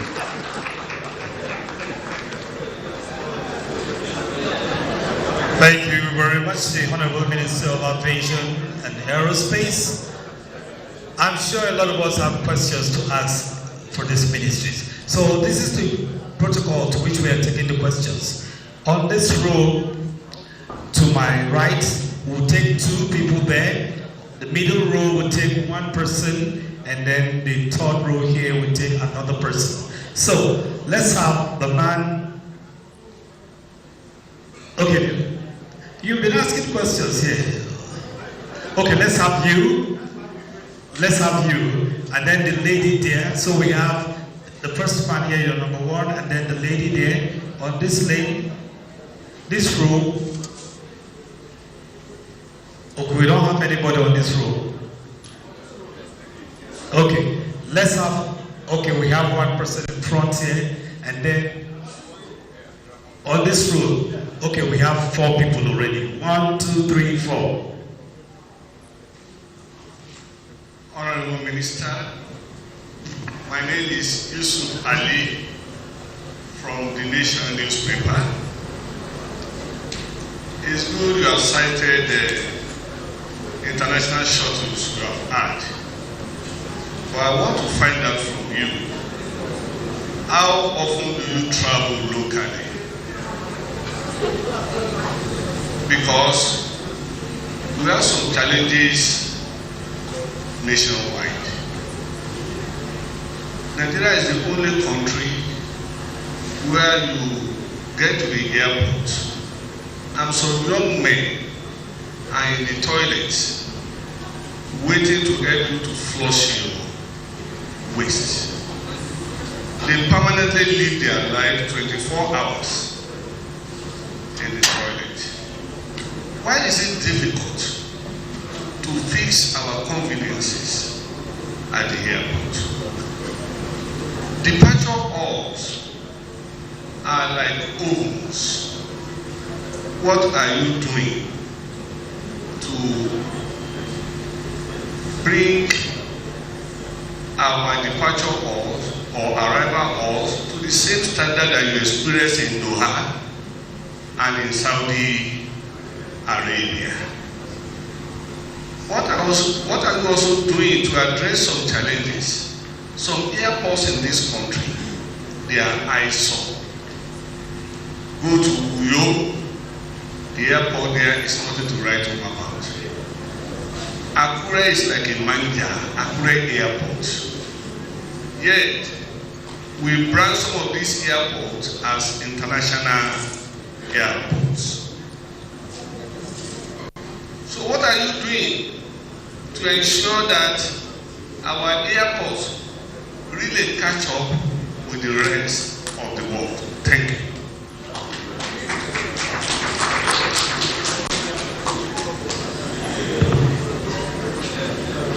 Honorable Minister, good morning or afternoon. Thank you that you have taken the right steps to improve what you make on the ground. My name is Sonny Daniel. I work with Vanguard. What you have done so far has given hope that we're on the right path. And for you, who was an activist before, people are happy to see you in the government, and they expect so much for the first time that you're in government. In Nigeria, a simple thing like when you arrive at the airport, if you go to Dubai, you will see Dubai taxi operation. This is the only set of people that wait for you, pick you at the airport. If you lose anything, they'll return it to you. But in Nigeria, when you arrive, thugs, touts, unknown entities will approach you. In fact, they will harass you and they will take you to a place you don't like. What are you going to do to change this narrative? It has been a trend over the years.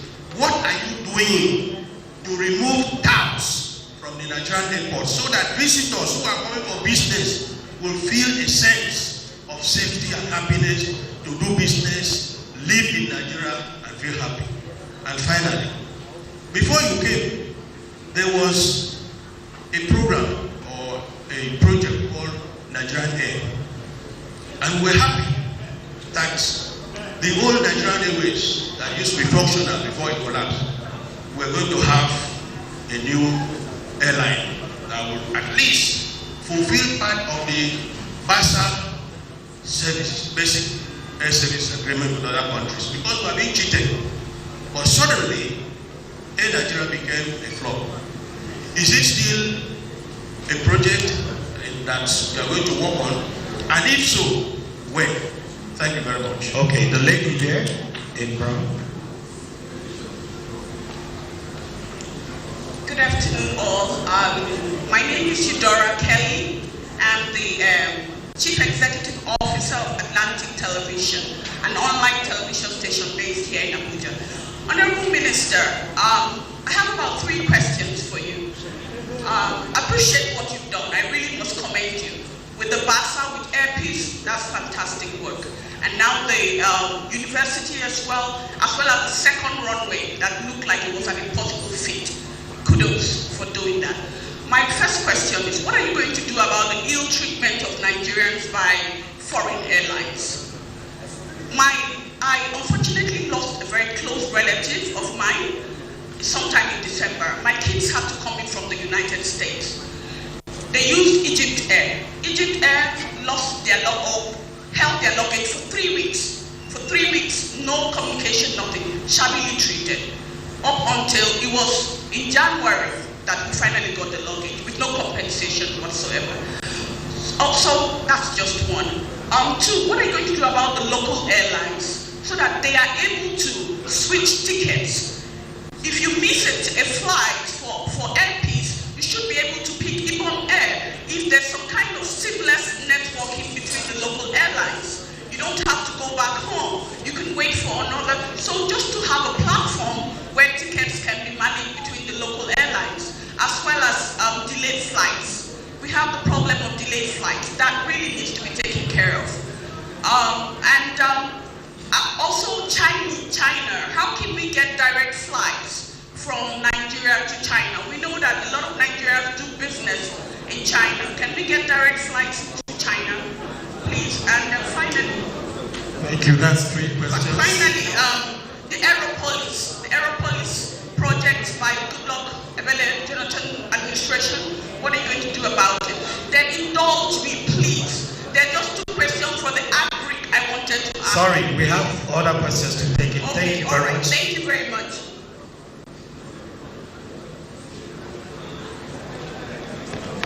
Good afternoon, honorable ministers. My name is Emmanuel Obiswe. I write for the Nigerian Pilot newspaper. Two very sharp questions.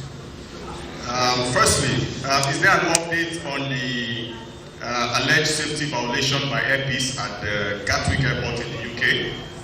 That is one. Then secondly, very commendable, good news, the return of Emirates flights to Nigeria. But my question is, for some time now, both the UAE government and the Nigerian government have been involved in diplomatic roles, you know. Now that these flights are returning, have these issues, you know, have they been completely, you know, settled so that we don't return back to status quo? Thank you so much, sir. Okay, that will be it for now, and as we invite the Honorable Minister to respond to all these questions.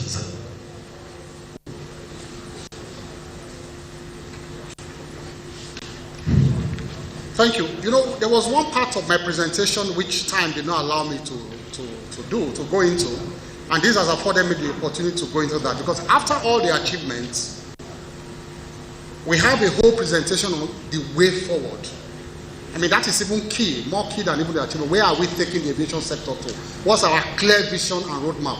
We have a full presentation on that, but I'm going to, you know, touch a sprinkling of that whilst answering these questions, because they have all been answered actually by the way forward. Now, the first one about toilets, chillers, oven, and, you know, the poor state of our airports, we had an answer for that before on our way forward.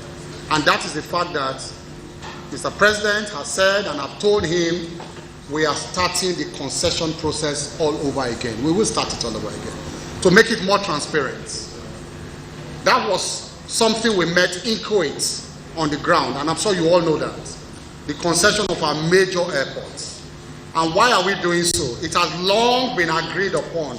We all agree, you and I, the bureaucracy cannot run public utility. It's impossible. So let us not go and argue that. Let's not argue that. It has been established. And I apologize for saying so. The bureaucracy cannot run public infrastructure, because that is why they call it bureaucracy.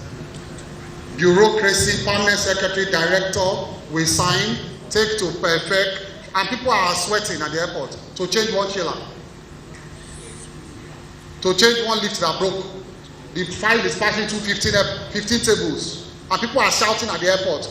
The minister is mad, and the file is still passing for 6 months to approve. We are waiting for releases from budget. We are waiting releases from budget. It's not possible. It's not possible. So if any minister comes here to tell you that this is a lie, that's the truth. We do remedial work today. Tomorrow is back to square one. I start doing approval again. So it is only when you remove bureaucracy that you can, as you fix your toilet in your house, there's a leakage, plumber come, do it. The thing is broken, plumber bring a new one immediately. That is how I run my house. Until you run public utilities like that, it's not going to happen. So whilst we try to manage what we meet on the ground, we met on the ground in terms of civil servants, do your work, we urge them. We have a department of customer protection, we have a works department. We try our best to push them. And so you will still see the problems until we do full concession of this airport and they are run professionally like private businesses. We are going to have these problems. That's the truth. So that's what we are doing. And the whole process, the president said we'll go for the best in the world in terms of airport management. And you know him before, that's what he wants.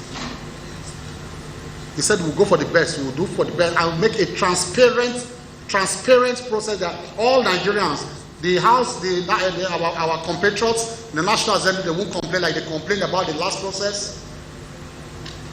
The unions will carry them along, because the unions are very important in that process. The unions will carry them along to ensure and assure them that their interests are protected, and Nigerians will see the process that are transparent. So that is one of our way forward on that. There are not only touts at the airport, there are two types of touts. There are official touts and unofficial touts. That's the truth. That's the truth. There are official touts and unofficial touts. Before you come out and meet those touts outside, there's inside the airport you meet touts too, in uniform. Who dip hand into your bags, ask for money. In many cases, we have seen disgraceful, videos all over social media. What are we doing about that? We've spoken to it's not under us really, it's just our environment. We've spoken to Interior, we've spoken to the National Security Advisor. We are all going to work jointly on that. We are working jointly on that. We may have to present a joint memo very soon, to try and reduce the human contacts at the airports. And do what we do, like, the United States, like TSA. All of those agencies should be behind some glass door somewhere. It's only when you suspect something, when they're going through TSA, you can pull the person out and take the person to one of those rooms and continue your search. But they cannot all be lining up and embarrassing our country. So as a government, under the leadership of the Vice President, the Ease of Doing Business Council, I am part of that council, Interior is there, I think Customs and all, they are all there. We are addressing that problem. And I think very soon we are going to come with a holistic approach to that problem. For the tout outside, that is fine. We are asking for backup because fun, they don't carry arms. Some of these dogs are armed. They are, wayward people. So we are trying to call for help from normal security agencies because the normal fan staff, they are not armed, to see how they can cooperate with us to flush them out of the airport. So we need external help on that. Now, as to the airport as a whole, my sister asked about that, the Electropolis is part of our way forward. Going forward, we are advertising. I think Permanent Secretary, I don't know whether the advert has come out on the master plan, but I think I approved the advertisement 2 weeks ago. We are calling for the best international design consultants. It is in the budget, the money is in the budget. We put it there. The National Assembly agreed with us. The President agreed with us that we need to develop a new master plan for all the airports. We're starting from the 5 international airports. So we have a clear roadmap on that. And we're advertising for that. We are starting the design of the Electropolis of the 5 international airports. We're advertising for that. We're calling for entries. We're going to choose the best to do that. So that's our clear path on that. Now, with the issue of Egypt Air and the ill treatment of passengers, whilst we address that, I think the solution will be to look internally. And that is intertwined with what we said about what we are doing about empowering our local operators so that we can be more in control of the type of aircraft, even though we are talking to them, but the type of aircraft we generate from here and Nigerians enjoy. So, what are we doing about that? We said, I said this in several interviews before, our focal area is to ensure that our local operators get access to aircraft, leased aircraft on good conditions. It is the key to unlocking it. I keep saying it. I'm very clear in my communication, all the time. But it is the key. Empower them, make sure that they can get aircrafts. The same way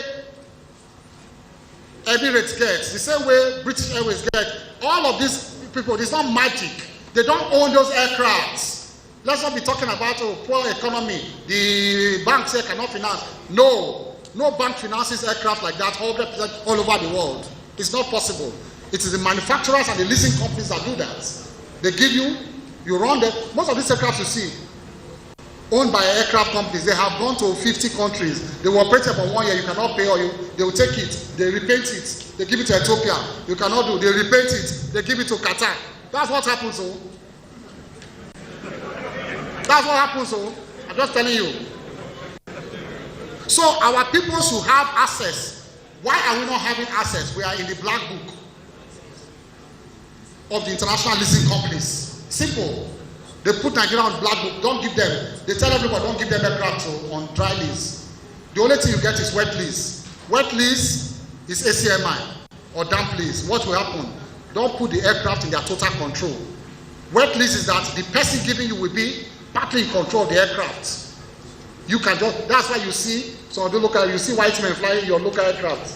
If you enter the aircraft, you see white people or foreign people as your hostess, as your crew. Those are wet please. Oh. They are in control. Once you don't pay,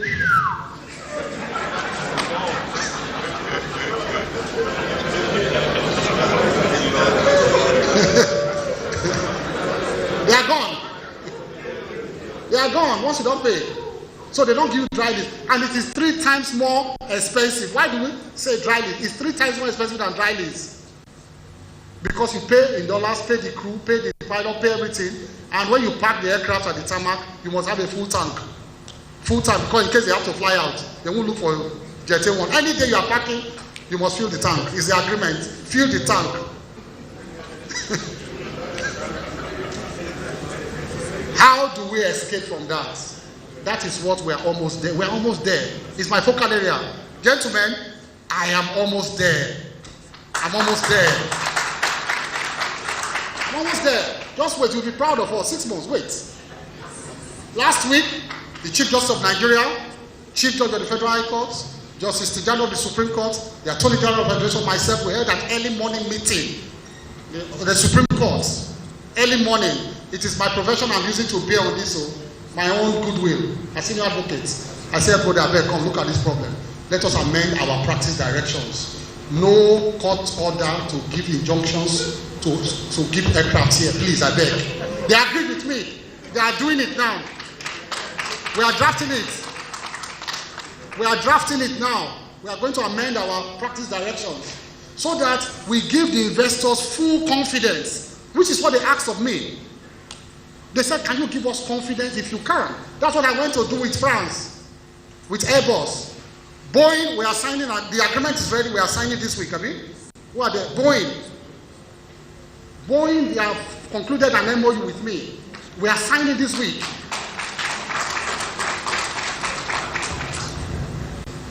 That once you can assure us, give us this practice direction, we can see it, and your judicial institutions support it. Don't detain our aircraft with court injunctions again. Please, once you do that, we will give you aircraft. Drive this, take, and give guarantee as government. I told them I will give guarantee. Nobody will stop your aircraft. It happened 3 weeks ago, 4 weeks ago. The person is my friend though. He took SCM, my wet lease, and he wanted to do legal jargon to detain it. I told the head of it, I said, let them take their aircraft. Take it. I don't want any bad name here. I don't want any, let's say they are throwing the, and you are not, have you paid yes or no? You have not paid. Take the aircraft away. And they wrote me letters. Go and see my letter. Thanking me. Say, they have not seen this kind of minister before. International bodies, lawyers from across the world, they were writing me, thanking me.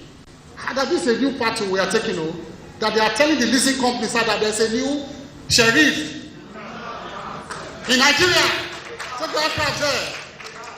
So once we get to that point, you will see competition on international routes. You will see them.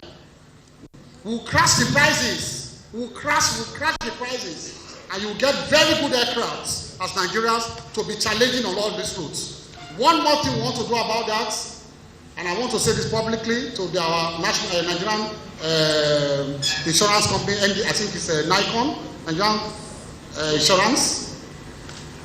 We are also begging them on that, because all the international leasing companies, they say they cannot place the risk in the local market here.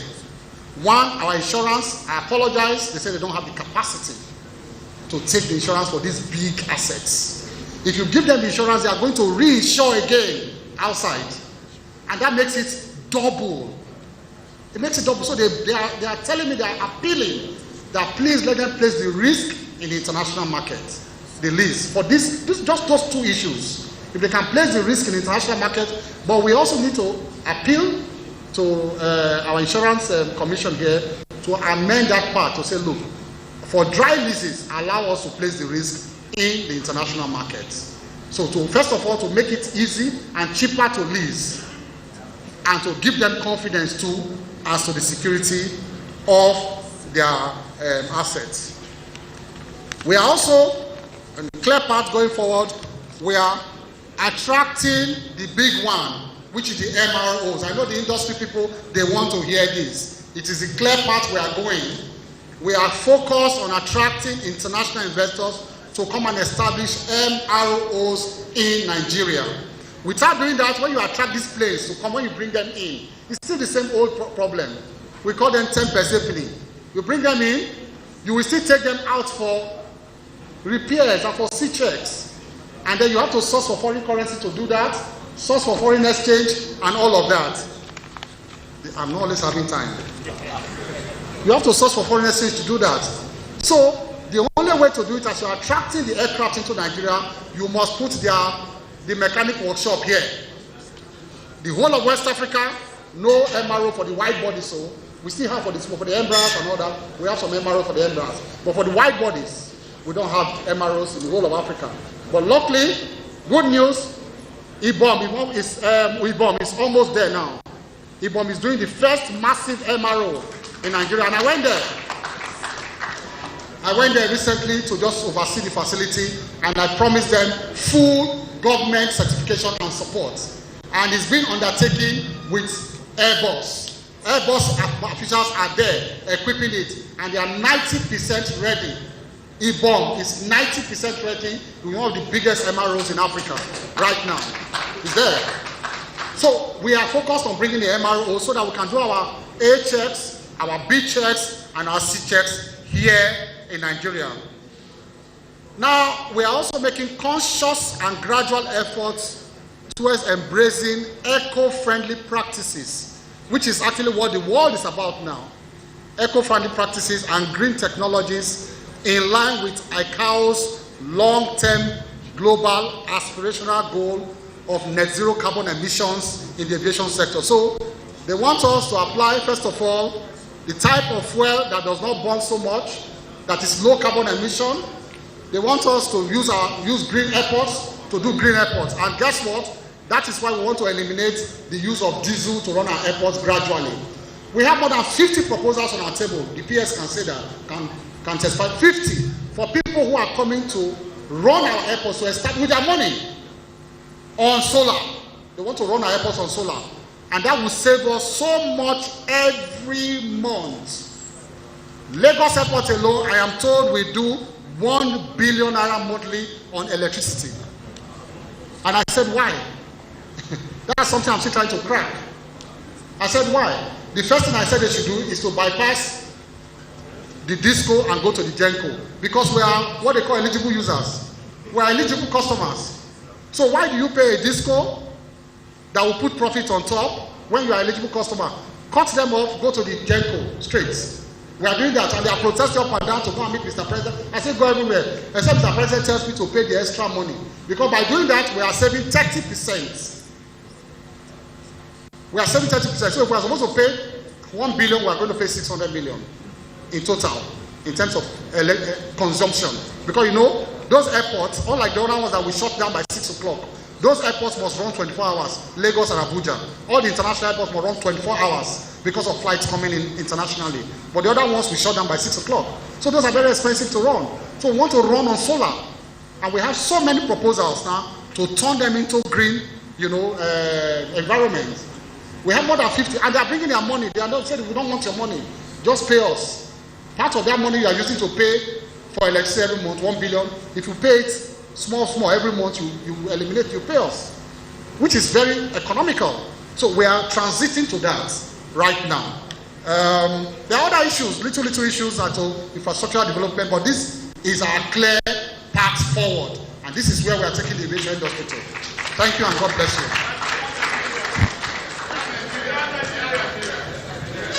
It remains suspended. It was never Air Nigeria. It was Ethiopian Air trying to flag our flag. It was not Air Nigeria. That is the truth. It was not in Air Nigeria. It was only painted Air Nigeria. It was Ethiopian airline trying to fly our flag. If it is so, why not allow our local people to fly our flag? Why bring the foreigner to fly our flag?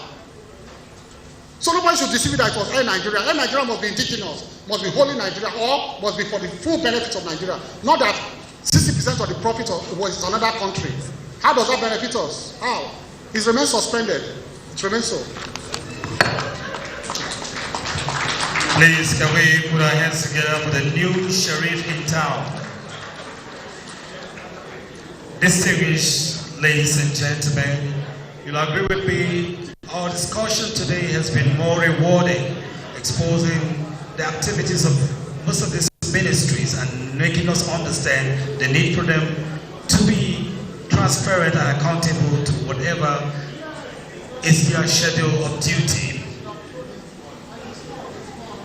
The time has come for me to invite the chairman, Ministerial Sector Update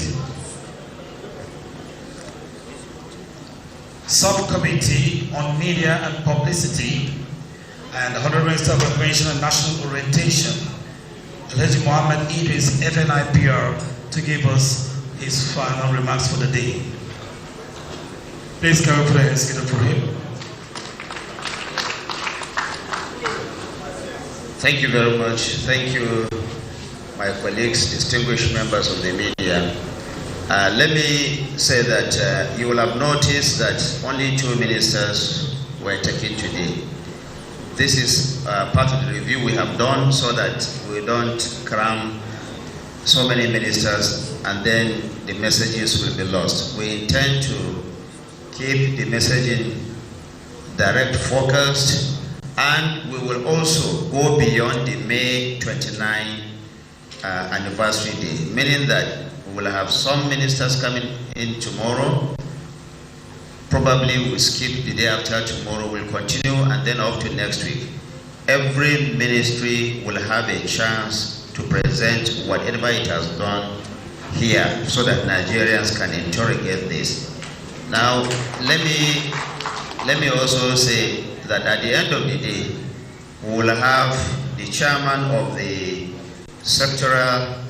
Ministerial Sectoral Committee on this anniversary, the Honorable Minister of Budget and Economic Planning, Senator Atiku Bagudu, to connect the dots and see how the various presentation of the ministers align with the vision of the President and the Renewed Hope agenda. So he will have the last word at the end of the day. But tomorrow we'll be here and hopefully we'll have the Honorable Minister of Finance to talk about the economy. We'll also have the Minister of Industry, Trade and Investment to also see what she has been doing or what her ministry is doing in line with the renewed hope vision of Mr. President. Ladies and gentlemen, thank you. We want to thank the Honorable Minister of Agriculture and the Minister of State. We also want to thank my brother, the new sheriff in town, the Honorable Minister of Aviation for their presentation today. And we thank Nigerians for their patience and for also their analysis. Your feedback is welcome. Thank you. We'll have the national anthem and then we'll close for the day. Tomorrow we'll resume here at 10 o'clock. 10 o'clock tomorrow. Thank you very much. With that being said, I want to especially thank our media partners, the Nigerian Television Authority, Voice of Nigeria, and Radio Nigeria for carrying this program live on air. With that being said, may we please rise for the national anthem.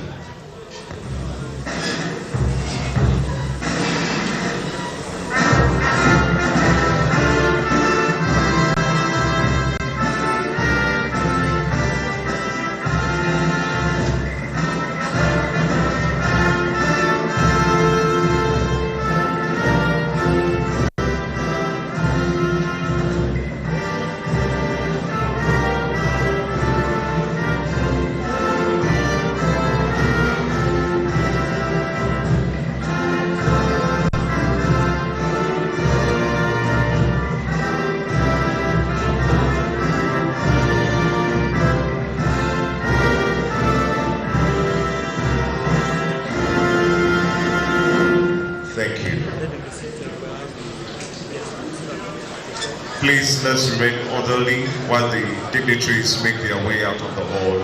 Thank you very much.